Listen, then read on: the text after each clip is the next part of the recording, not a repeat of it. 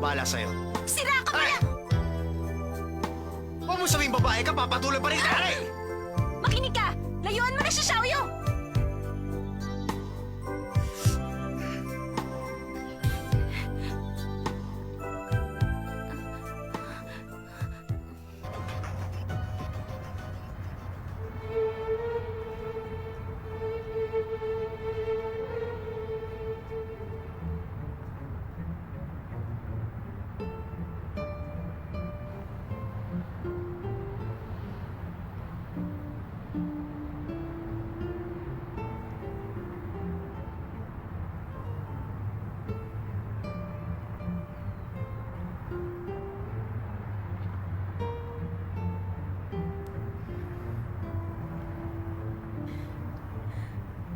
Xiaoyu? May problema?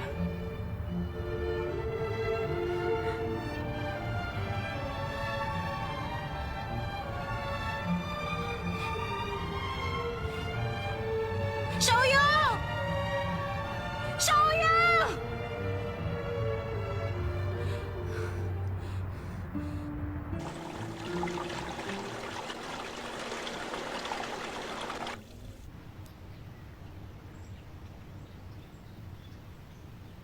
Ito. Ano ba talaga nangyari?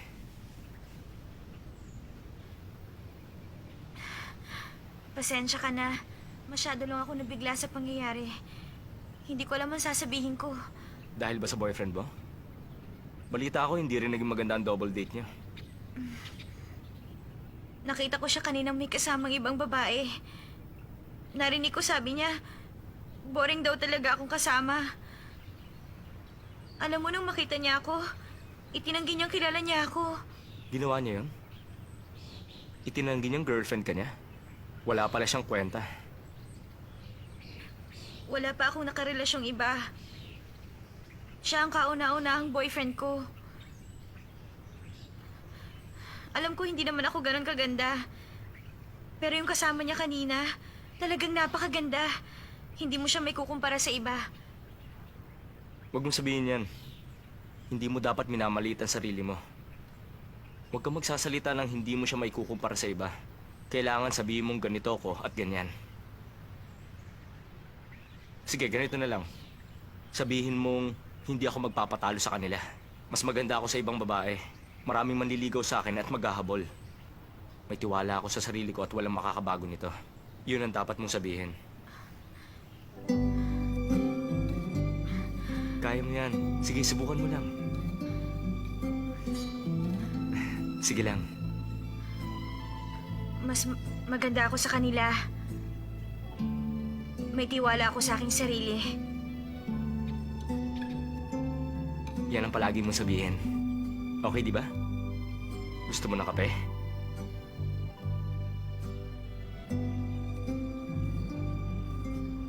Ito. Salamat.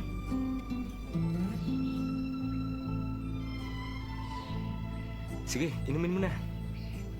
Hindi ka ba talaga naglalagay ng asukal? Subukan mo munang walang asukal. Malalaman mong mas masarap.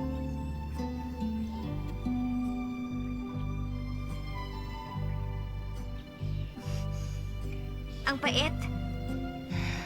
Yan ang unang reaksyon ng tao kapag walang asukal. Sasabihin nila hindi dapat ganon.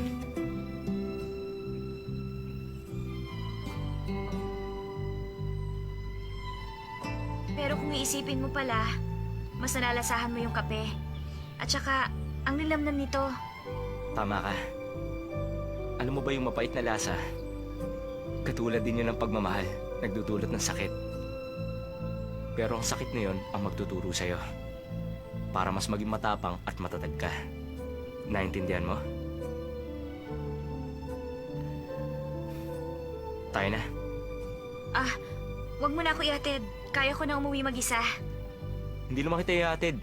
Hahanapin natin ang lalaking yan. Ano? Sino nga hanapin natin?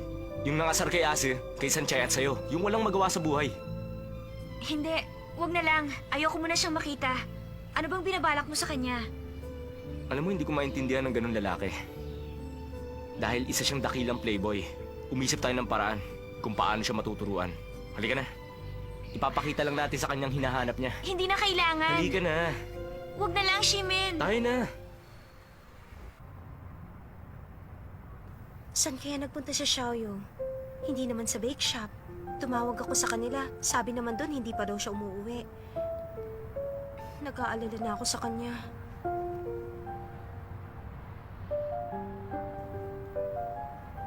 Teka, yun nga palang boyfriend mo. Si Daming tama ba? Alam mo, ang weird niya. Niyaya ko siya makipagkilala sa ibang babae. Nagalit at sinuntok ako. May topak yata yung boyfriend mo.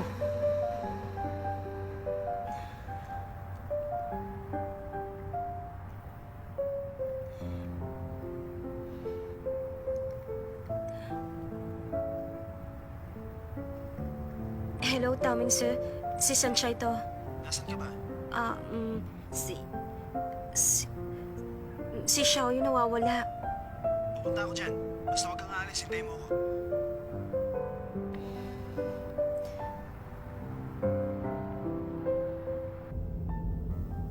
Pwede bang hindi na ako sumama? Saan ba siya madalas pumunta? VS. VS? Alam mo ba yon? Dati madalas akong pumunta ron. Ngayon hindi na masyado. VS tayo. Opo, sir. Talaga bang pupunta tayo doon?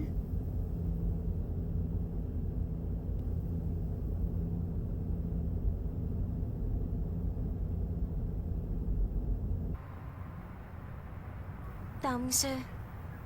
Tingnan mo yung tsura mo. Para kang basang sisiw dyan. Yung kotse ko nasa harapan. Sandali si Xiaoyu kasi... Tinawagan na ako ni Shimen. Magkasama daw silang dalawa. Bakit sila magkasamang dalawa? Magkasama na silang dalawa. Ano pang inaalala mo dyan? Daming sir. Tama ka pala talaga kay Changsu. Manuloko siya. Basta, nasuntok ko na siya. Sinuntok ko siya ng 2 beses. Dapat lang yan sa manlulokong tulad niya. Hindi ba ikaw ang nagsabing masama ang manakit ang kapwa? Oo nga, ako nga nagsabi. Pero kasi naman siya... Huwag ka na magdahilan. Ikaw talaga. Hindi mo naman kasi kagad sinabi sa akin ang tungkol sa kanya. Paano? Inisip mo kaagad ako mali. Ewan ko sa'yo. Teka, Taming sir. Bakit ba talaga magkasama sila ngayong dalawa? Hindi ba playboy ang kaibigan mong yan? Malungkot ngayon siya Xiaoyu tapos sinasamantalan niya naman. Sansya, hindi type ni si Mena katulad niya. Sigurado ka ba? Mga modelo at agresibong babae ang type ng kaibigan ko. Pero kasi playboy ang kaibigan mo, boss nga pag pinaldahan baka patulan niya. Teka! Bakit ka ba ganyan magsalita? Iniisip mo ang iba, paano tayong dalawa? Anong tayong dalawa? Ang napagkasunduan natin. Hindi ba yun mahalaga? Alam mo ba sandali lang ang 2 buwan? Alam ko yun. Para yung granada na tinanggalan ng safety pin. Bibilang ka ng ilang segundo lang. Pagkatapos ng boom. Bakit ba lahat ginagawa mong biro? Teka, Daming sir. Hindi ba nakakatawa ang aking sinabi? Alam mo ba kung gaano ako kinabahan? Yung deadline natin. Lumilipas ang araw. Papalapit na papalapit. Para bang palagi na lang mayroong mali. Kahit na madalas mo akong pinakikibagayan sa school. At ganun din ako sa'yo. Pero parang may mali pa rin. Minsan nga iniisip ko, wag na lang natin pahirapan ang ating sarili. Daming sir. Kalimutan mo na. Nakakaya itong ginagawa ko.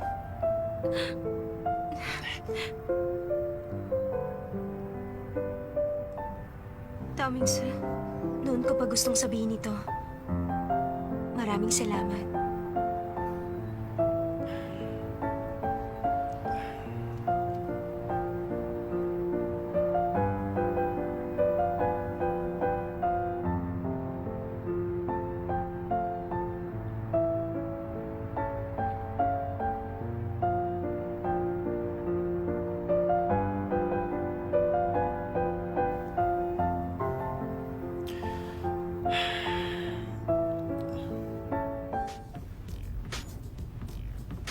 Shimen, huwag na lang natin gawin to. Umalis na lang tayo dito. Natatakot ako. Ayoko siyang makita. Pababayaan mo na lang? Siya ang una mong boyfriend at sinaktan ka niya ng ganun na lang. Isa pa, alam mo, hindi ka lang naman niya niloko. Pinagsalitaan ka rin niya. At itinangging girlfriend niya. Okay lang ba yun sa'yo? Siyempre masama ang loob ko. At nagagalit ako sa sarili ko dahil minahal ko siya. Minahal ko ang isang walang kwentang lalaki. Tama ka. Tayo na. Dahil kung hindi, habang buhay mong dadali ng galit na yan. Tuturuan natin ang leksyon ng lalaking yun. Tapos kalimutan mo na. At humanap ka ng nararapat sa'yo. Okay?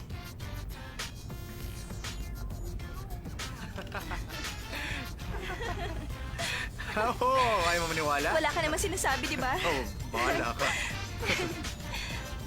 Tapos ito yung wine. Oo, ano talaga? Ano mo, ikaw maintindihan.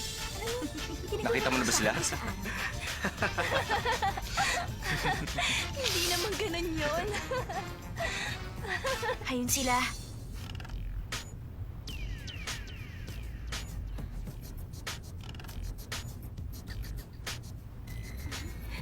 Hi, She-Man! Hi, Kamusta She-Man! na? Oh, hi. Matagal din tayo Alam mo hindi ba? nakita. Okay lang. Halos gabi-gabi nandito kami. Baka sakaling makita ka namin. Medyo busy lang ako lately. Kaya hindi ako nakakapunta rito. Natatandaan mo ba si Linda? Ah, oo. Natatandaan ko siya. Nandun lang kaming tatlo. Puntahan mo kami kung free ka na. Sa banda roon? Okay. Hintayin niyo lang ako doon. Meron lang akong gagawin. O sige, promise yan ha. Oo, promise yan. Bye! Bye! Nag-enjoy ka ba? Hindi ba si She-Man yun? Sino siya? Kilala mo ba siya? Hindi mo siya kilala? Kilala siya dito sa pub. Alam mo, talagang napakagwapo niya at mayaman. Maraming babae naghahabol sa kanya. Boring. At alam mo, sa Yingde University, isa siya sa mga F4. At saka bukod sa kanya, nandun din si Dao Mingzi, si Wasi Teka. Lei at... Sinabo mo bang si Dao Mingsu, member ng F4? Oo, pero hindi ko siya kilala. Hindi siya nagpupunta dito sa pub. Hi. Hi, She-Man. Napakaganda mo. Salamat. Boyfriend mo ba ang kasama mo? Naku, hindi ko pa siya boyfriend. Neja? Mabuti naman. Alam mo, hindi ka bagay sa kanya. Ano ba gusto mo palabasin? Ikaw ba si Meja? Kung papipiliin ka na magiging boyfriend, siya ba o ako ang pipiliin mo? Aba, syempre ikaw. Ano to, lokohan? Hindi ka namin siya. Bitiwan mo nga ako. Ano bang ginagawa mo? Pwede ba nakipag-date lang ako sa'yo, no? Kaya bakit ako sasama? Bumalik ka na nga sa boring mong girlfriend. May girlfriend ka pala siya. Ano bang gusto mo mangyari? Ikaw, anong gusto mong mangyari? Huwag mong sabihin hindi kita sinabihan.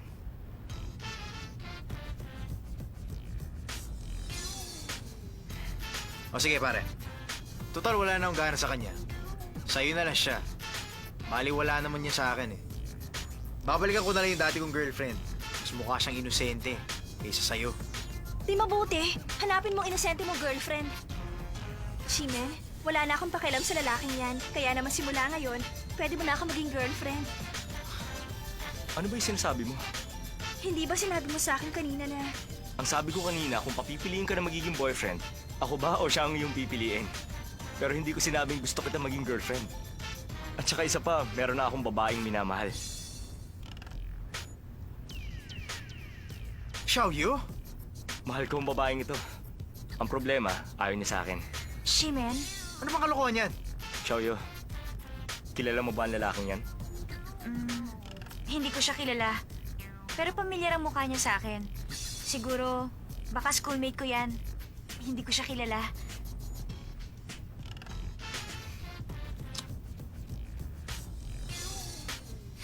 Alam ko na. Gumaganti lang kayong dalawa. Aba, nagkakamali ka. Totoo ito, pare.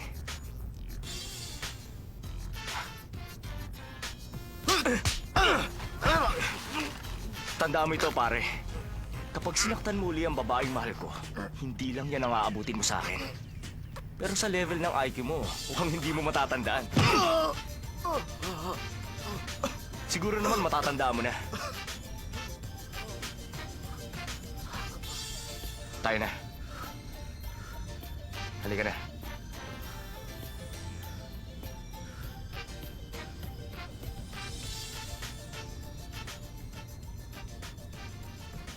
O ano?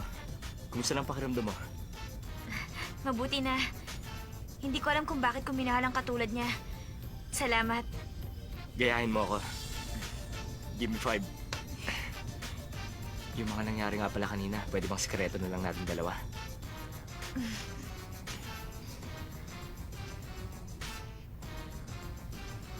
Good morning, sir. Simen, anong ginagawa mo dito? Dumaan lang ako para malaman kung okay ka na. Ano, pagkatapos ba nung nangyari kagabi, nakatulog ka ba? Oo naman, salamat. Gusto mo ba ng cake? Libre kita. Talaga? Oo, sige pumili ka na. Alam kong naabala kita kahapon. Pasensya ka na ha. Nakakahiya nga dahil sa manlulokong yun, pati tuloy kayo, nag-alala para sa akin. Ang totoo niyan, dapat magpasalamat din ako kay Domingsa. Kung hindi pa nalaman ni Domingsa ang kalokohan niya, hanggang ngayon niloloko pa rin niya ako. Kaya ayun, nadami pa tuloy yung dalawa. Okay na ba silang dalawa? Kailan ba naman naging okay yung dalawang yun? Simula naman, ganun na sila. Pwede bang ito na lang? Sige. Teka, may alam ka ba tungkol doon sa usapan nila? Oo, meron. Hindi ba ang usapan nila kapag hindi sila nagkasundo sa loob ng 2 buwan, magbe-break na lang sila. Kaya naman naisip ko yung double date namin yon. Hindi ko naman alam na ganun ang mangyayari. Ganun ba? Tayong kinakabahan para sa kanila. Alam mo, sandali lang naman ang 2 buwan. Pero kasi sila, hindi nila alam ang gawain ng mag-boyfriend.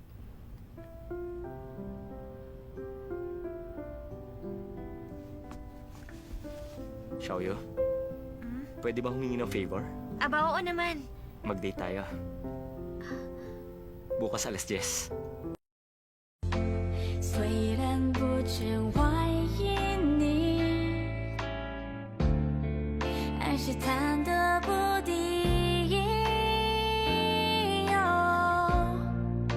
谁是你的那个唯一？原谅我怀疑自己。我明白，我要的爱会把我宠坏，像一个小孩自动在你怀里怀。你要的爱不只是依赖，要像个大男孩，风吹又日晒，生活自由。